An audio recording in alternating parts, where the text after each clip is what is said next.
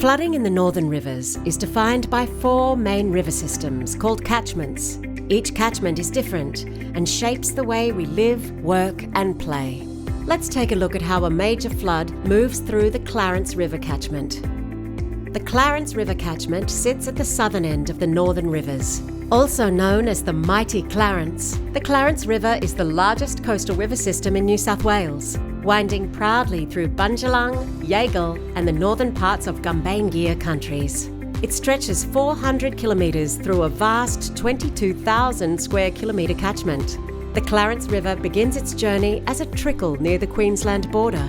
At Tabulum, the Timbara River feeds into the Clarence. The mighty Clarence carves through steep gorges and valleys, gaining momentum as it's fed by the Man River. A significant tributary or river that feeds into the Clarence is the Orara River. Flows from the Orara River influence flood levels downstream, where the Clarence River reaches the floodplain. Grafton sits at a critical bend in the river.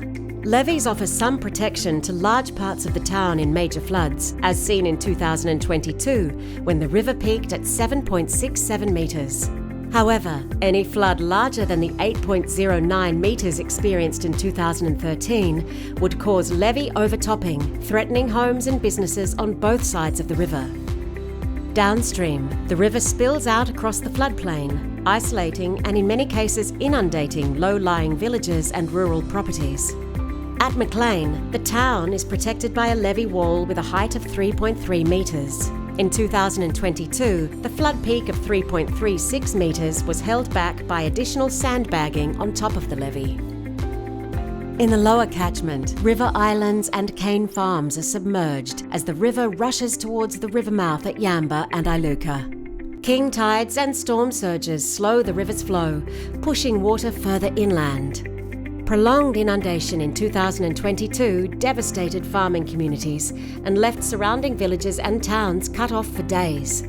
Flooding in the Clarence River catchment is shaped by its vast scale, unique landscapes and coastal influences. By understanding these dynamics, we can plan and prepare for future floods. Know your river.